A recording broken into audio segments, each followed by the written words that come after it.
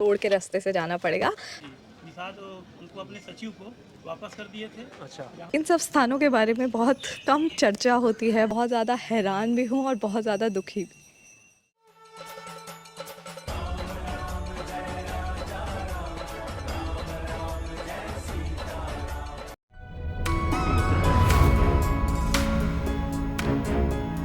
नमस्कार आप सभी को। आज हम आए हैं श्रृंगवरपुर धाम और जो मेरे पीछे ये नदी आप देख रहे हैं ये माता गंगा है। श्रृंगवरपुर धाम और रामायण दो जगह से जुड़े हुए हैं। पहली जगह वक्त में थोड़ा सा पीछे चलते हैं।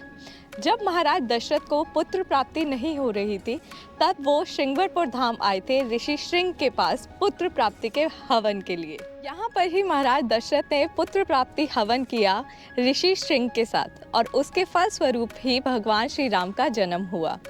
अब इसमें इंटरेस्टिंग क्या है वो ये कि जो ऋषि श्रृंग हैं वो शांता देवी के पति हैं और राम जी के बहनोई।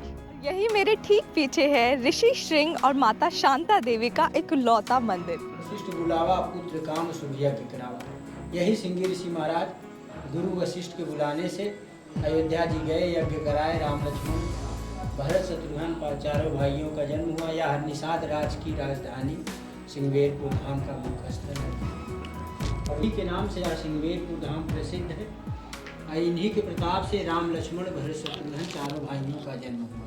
यहीं पर ही अवध की सीमा खत्म होती थी और यहाँ से शुरू होती थी निषाद राज की सीमा। निषाद राज से श्री राम के बहुत ही अच्छे मित्र।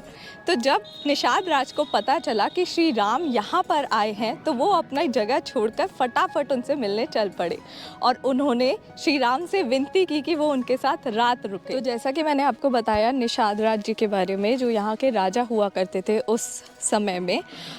अभी हम आए हैं एक ऐसी जगह पे जहाँ पे आर्कियोलॉजिस्ट ने खुदाई की तो निषाद राज जी का महल निकला है और ये मतलब एक्सप्लेन नहीं किया जा सकता कि कितना बेहतरीन है ये।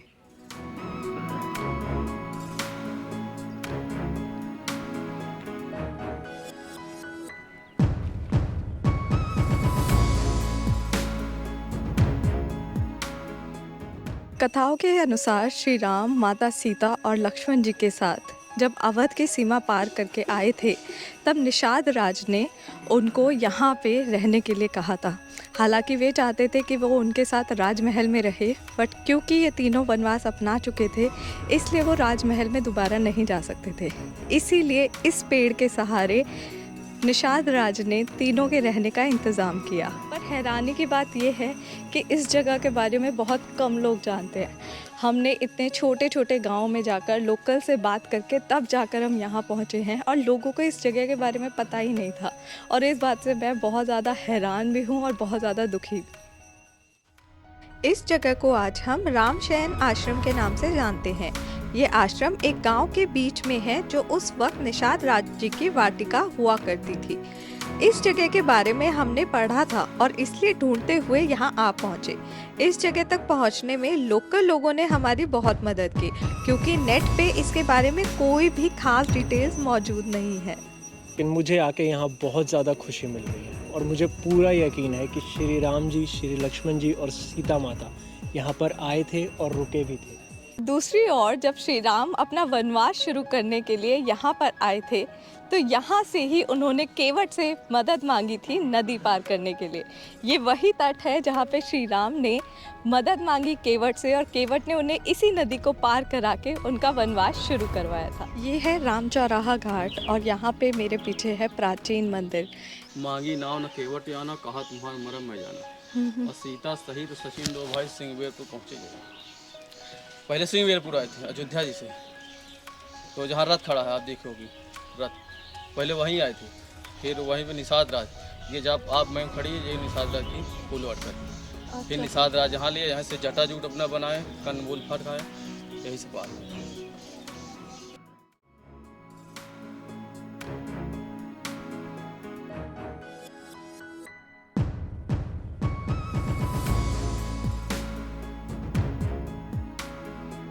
समझ नहीं आ रहा है कि यहाँ पे क्यों इतना विकास नहीं है, क्यों यहाँ पे उतनी भीड़ नहीं है जितनी होनी चाहिए। क्या लोगों को इस बारे में पता नहीं है? हमें खुद यहाँ तक आने के लिए बहुत ढूंढना पड़ा, बहुत लोगों से बात करनी पड़ी, तब जाकर हम यहाँ पहुँचे। पर क्या ऐसी जगहें हर किसी को पता नहीं होनी चाहिए? अचंभा होता है ये बात सोचकर कि कभी श्री राम माता सीता के साथ और लक्ष्मण के साथ इसी घाट पर आए थे और यहीं पे केवट संवाद हुआ था, जहाँ पे उन्होंने केवट से मांगा कि हमें उस नदी को पार करा दो। बट केवट ने बोला जब तक मैं पैर नहीं धोऊंगा तब तक मैं नदी पार नहीं करने दूंगा, और उसका भी एक बहुत बड़ा कारण है। कहते हैं जब भगवान विष्णु अपने शेषनाग पे समुद्र में विश्राम कर रहे थे, तब बार बार एक कछुआ आकर उनके पैर छूने की कोशिश करता है। तो कभी माता लक्ष्मी या कभी शेषनाग उसे भगा देते थे। सालों तक ये प्रक्रिया चलती रही। कछुआ इतना बड़ा भक्त था विष्णु जी का कि वो बार बार आके कोशिश करता। इतने सालों में उसको एक दिव्य दृष्टि मिल गई, जिससे उसको भगवान को पहचानने की क्षमता मिली। कहते हैं केवट और कोई नहीं, वही कछुआ था जिसने पुनर्जन्म में एक केवट का रूप लिया, और जब उसने श्री राम को देखा तो वो समझ गया कि अब इससे अच्छा मौका उसे चरण छूने का नहीं मिलेगा। अभी भी उसे डर था कि लक्ष्मण, जो कि शेषनाग के अवतार हैं, कि वो उसे फिर भगा देंगे। बट इस बार केवट अटल होकर बोलता रहा कि नहीं, मैं पैर छुए बिना आपको नाव में बैठने ही नहीं दूंगा। आखिरकार भगवान श्री राम को अपने भक्त के आगे झुकना ही पड़ा, और लक्ष्मण जी के गुस्सा होने के बाद भी केवट ने श्री राम जी के पैर छूकर मोक्ष को प्राप्त हुआ। और जितने में मैं आपको ये कथा बता रही हूँ, ये बता दूँ कि ये संवाद और कहीं नहीं, इसी घाट पर हुआ था।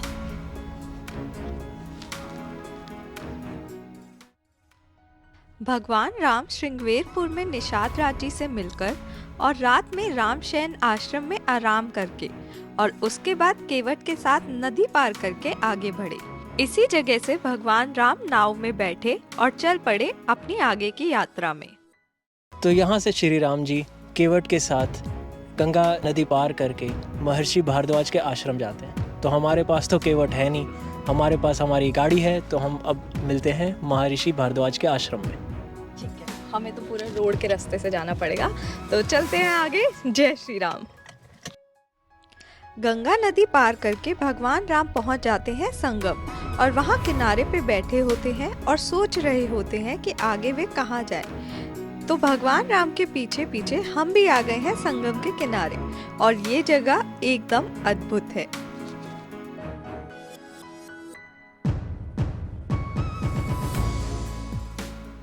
मेरे पीछे है महर्षि भारद्वाज जी का बहुत बड़ा सा स्टैचू।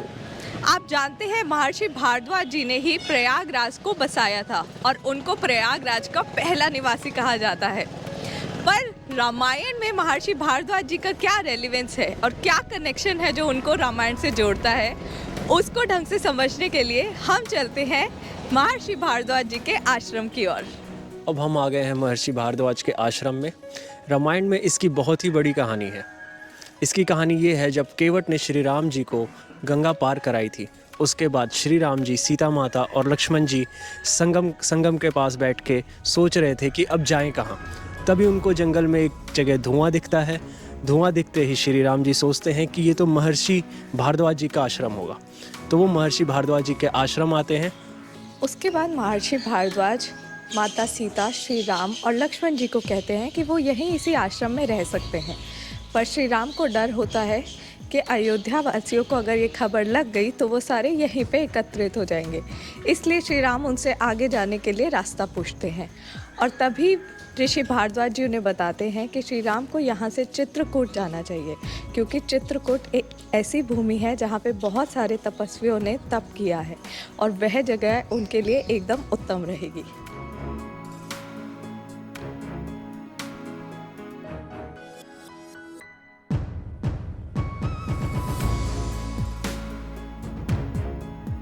लोकल्स की माने तो यहाँ पे भी बहुत कम लोग आते हैं, क्योंकि ज़्यादा लोगों को इस जगह के बारे में पता नहीं है। और ये बहुत हैरान कर देने वाली बात है, क्योंकि रामायण के बारे में हम सब लोग जानते हैं, बट फिर भी हम कहीं ना कहीं अयोध्या, रामेश्वरम तक ही सीमित रह जाते हैं।